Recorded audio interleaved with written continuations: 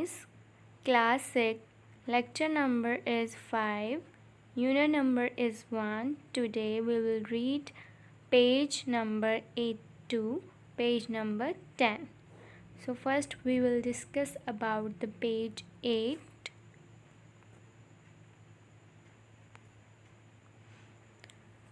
Today our topic is differences between plant and animal cell. हम plant और animal cell को compare करेंगे, उसके बाद हम उसके डिफरेंसेस को वन बाय वन देखेंगे। यहाँ डायग्राम के थ्रू हम इसको कंपेयर कर लेते हैं। सबसे पहली चीज़ जो कंपेयर करते हैं वो है आउटर कवरिंग। प्लांट सेल में आउटर कवरिंग जो है वो सेल वॉल है। एनिमल सेल में आउटर मोस्ट कवरिंग जो है सेल मेम्ब्रेन है। एनिमल सेल में सेल वॉल नहीं होती। सेकंड डिफरेंस क्या है कि जो प्लांट सेल है उसमें जो न्यूक्लियस है वो साइड पे मौजूद है। एनिमल सेल में जो न्यूक्लियस है वो सेंटर में मौजूद है। थर्ड डिफरेंस क्या है कि प्लांट सेल में एक बड़ा सा वैक्यूल मौजूद है जिसकी वजह से न्यूक्लियस साइड पे पुश हो गया, लेकिन एनिमल सेल में छोटे छोटे वैक्यूल्स मौजूद हैं। वैक्यूल्स नंबर ज़्यादा हैं लेकिन वैक्यूल्स छोटे छोटे हैं। Next difference is chloroplast. Plant cell में ये आप ग्रीन कलर का स्ट्रक्चर देख सकते हैं, ये है क्लोरोप्लास्ट। प्लांट सेल में क्लोरोप्लास्ट मौजूद है लेकिन एनिमल सेल में क्लोरोप्लास्ट मौजूद नहीं है। लास्ट डिफरेंस क्या है कि एनिमल सेल में सेंट्रियोल्स मौजूद हैं, ये सेंट्रियोल है, लेकिन प्लांट सेल में सेंट्रियोल मौजूद नहीं है। अब हम वन बाय वन इन डिफरेंसेस को देख लेते हैं। सबसे पहले है cell wall. Cell wall animal cell में नहीं है। Animal cell does not has cell wall. Plant cell has cell wall. Plant cell में आप देख सकते हैं कि दो कवरिंग है। बाहर वाली जो है वो सेल वॉल है, इनर वाली जो है वो सेल मेम्ब्रेन है। लेकिन एनिमल सेल के केस में एक ही कवरिंग है, वो है सेल मेम्ब्रेन। एनिमल सेल में सेल वॉल मौजूद नहीं है। Next is nucleus. Nucleus base पे क्या डिफरेंस है? प्लांट सेल में न्यूक्लियस जो है वन साइड पे पुश हो गया है, ये यहाँ साइड पे मौजूद है। किस वजह से? लार्ज वैक्यूल की वजह से। वैक्यूल ने न्यूक्लियस को साइड पे पुश कर दिया, लेकिन एनिमल सेल में न्यूक्लियस सेंटर में मौजूद है। नेक्स्ट डिफरेंस क्या है? Vacuole. In plant cell there is a single large vacuole. एक ही वैक्यूल है जो बड़ा है, लेकिन एनिमल सेल में छोटे छोटे वैक्यूल्स हैं। नंबर ऑफ वैक्यूल ज़्यादा हैं लेकिन छोटे हैं। Next difference is chloroplast. Chloroplast is absent in animal cell but present in plant cell. Plant cell अपनी फूड खुद बनाते हैं फोटोसिंथेसिस के ज़रिए, इसलिए प्लांट सेल में क्लोरोप्लास्ट मौजूद है, लेकिन एनिमल सेल में क्लोरोप्लास्ट नहीं है, इसलिए एनिमल सेल अपनी फूड खुद प्रिपेयर नहीं कर सकता, इसको प्लांट्स पे डिपेंड करना पड़ता है। Next difference is centriole. Centriole जो हैं वो एनिमल सेल में मौजूद हैं लेकिन प्लांट सेल में एब्सेंट हैं। Next is unicellular and multicellular organisms. Cell की बेस पर ऑर्गेनिजम्स को दो टाइप्स में डिवाइड कर दिया है। Some living organisms are made of one cell and some are made of many cell. कुछ के पास सिर्फ एक सेल होता है, उनकी होल बॉडी एक सेल पे कंसिस्ट करती है। जो बाकी हैं उनमें एक से ज़्यादा सेल होते हैं, दो भी हो सकते हैं, तीन भी हो सकते हैं, मिलियन भी हो सकते हैं और ट्रिलियंस भी हो सकते हैं। यूनिसेलुलर ऑर्गेनिजम्स क्या हैं? The living organisms that are made of only one cell. ऐसे ऑर्गेनिजम्स जिनके पास सिर्फ एक सेल हो उनको यूनिसेलुलर ऑर्गेनिजम्स कहते हैं।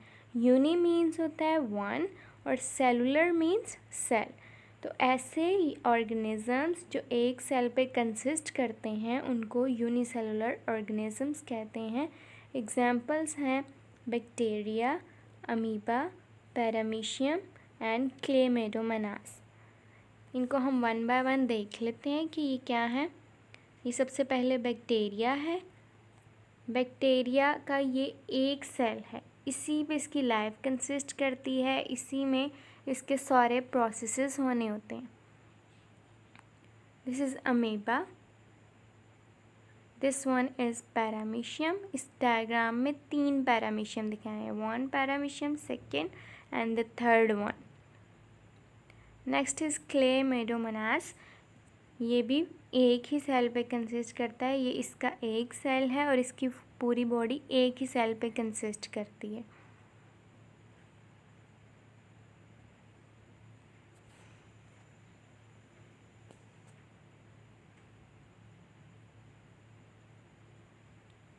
Next is multicellular organism.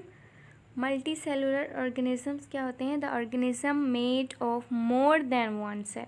अगर ऑर्गेनिज्म में एक से ज़्यादा सेल्स होंगे तो उसको हम मल्टी सेलुलर कहेंगे। मल्टी का मतलब होता है मैनी, सेलुलर मीन सेल।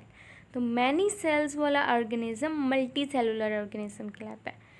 इसकी एग्जांपल्स हैं प्लांट्स, एनिमल्स। ह्यूमन ही आप देख सकते हैं कि हमें ट्रिलियंस ऑफ सेल होते हैं, इतने सेल्स हैं कि हम काउंट नहीं कर सकते। Our next topic is cells form tissue. अब हमने सेल की ऑर्गेनाइजेशन देखनी है कि कैसे cell step by step organise होता है, कंबाइन होता है और पूरा जानदार पूरा ऑर्गेनिज्म बन जाता है। Cells form tissue in multicellular organism. Cells work in group. चूँकि यूनिसेलुलर ऑर्गेनिजम्स में एक ही सेल होता है तो वो ग्रुप फॉर्म नहीं कर सकता, लेकिन मल्टी सेलुलर ऑर्गेनिजम्स में सेल कंबाइन होते हैं, ग्रुप बना देते हैं। डेफिनेशन क्या है टिश्यू की? A group of cells performing same function is called a tissue. जब एक जैसा काम करने वाले सेल्स कंबाइन होते हैं तो वो टिश्यू बना देते हैं। एक जैसा काम करने वाले सेल्स कंबाइन होते हैं और टिश्यू बना देते हैं। टिश्यू की क्या डेफिनेशन है? A group of cells performing same function is called a tissue. Plants and animals have different tissues in their bodies. Plants में और एनिमल्स में डिफरेंट टारगेट्स परफॉर्म करने के लिए डिफरेंट टिश्यूज़ मौजूद हैं। Some plant tissues. अब हम पहले प्लांट्स के टिश्यूज़ को देखेंगे और फिर उसके बाद एनिमल्स के टिश्यूज़ को देखेंगे। प्लांट्स के टिश्यूज़ में सबसे पहले जो आता है वो है epidermal tissue. AP mean first होता है और dermal mean layer, skin. Epidermal tissue वो है जो सबसे बाहर वाली स्किन होती है, आउटर कवरिंग होती है। It covers the root, stem and leaves of a plant. Plant के जितने भी स्ट्रक्चर्स हैं उसकी ये आउटर कवरिंग है। Next is xylem tissue. Xylem tissue conducts water and dissolve salts from root to leaves. Root ने वाटर और salt को एब्जॉर्ब तो कर लेना है, लेकिन उसको दूसरे पार्ट्स तक पहुंचाना कैसे है, तो ये फंक्शन जाइलम परफॉर्म करता है। जाइलम ने उस वाटर और उसमें जो भी सॉल्ट्स एब्जॉर्ब होंगे उसको प्लांट्स की बॉडी पार्ट्स तक पहुंचाना है। जहाँ भी पानी की या सॉल्ट की ज़रूरत होगी वहाँ तक इसको ट्रांसफ़र करना है। Next is phloem tissue. Phloem tissue carries prepare food from leaves to other parts of plants. अब आपको पता होना चाहिए कि जाइलम पानी को ट्रांसफ़र करता है और सॉल्ट्स को। फ्लोएम जो है वो फूड को ट्रांसफ़र करता है। Next is mesophyll tissues. Mesophyll tissues present in leaves make food for the plant. Mesophyll tissues जो होते हैं वो मीज़ोफिल सेल से बने होते हैं। मीज़ोफिल सेल में क्लोरोप्लास्ट होता है और आपको पता है जहाँ क्लोरोप्लास्ट होता है फिर फोटोसिंथेसिस भी होती है और फोटोसिंथेसिस से ही फूड प्रिपेयर होती है। तो जो मीज़ोफिल टिश्यू हैं उसमें क्लोरोप्लास्ट होगा और क्लोरोप्लास्ट की वजह से वो फूड प्रिपेयर करने के रिस्पॉन्सिबल हैं, फूड मीज़ोफिल टिश्यू में प्रिपेयर होगी। Here is the diagram showing the different tissues of the plant. This one is xylem tissue. Xylem tissue क्या करेगा, वाटर और उसमें डिसॉल्व्ड जो सॉल्ट्स हैं उसको कंडक्ट करेगा। आउटर जो कवरिंग है वो है एपिडर्मल टिश्यू जो कि रूट, लीव, स्टेम को कवर करेगी। This is the phloem tissue. Phloem और जाइलम साइड बाय साइड ही मौजूद होते हैं, लेकिन फ्लोएम ने फूड ट्रांसफ़र करनी है, जाइलम ने वाटर और सॉल्ट, डिसॉल्व्ड सॉल्ट जो है वो ट्रांसफ़र करने। Next is some animal tissues. उसमें सबसे पहले हैं muscle tissue. In animals body muscle cells form muscle tissues to help in movement. Muscles क्या होते हैं, मसल सेल से बने होते हैं, ये हमारी बोन्स के साथ अटैच होते हैं, बोन के साथ अटैच होते हैं और जब ये मूव करते हैं, कॉन्ट्रैक्ट रिलैक्स करते हैं तो उसके साथ बोन्स भी मूव करती हैं और हमारी बॉडी की मूवमेंट में मसल्स हेल्प करते हैं। Next is bone tissue. Bone tissue is formed by bone cells. This strong and solid tissue gives shape and support to your body.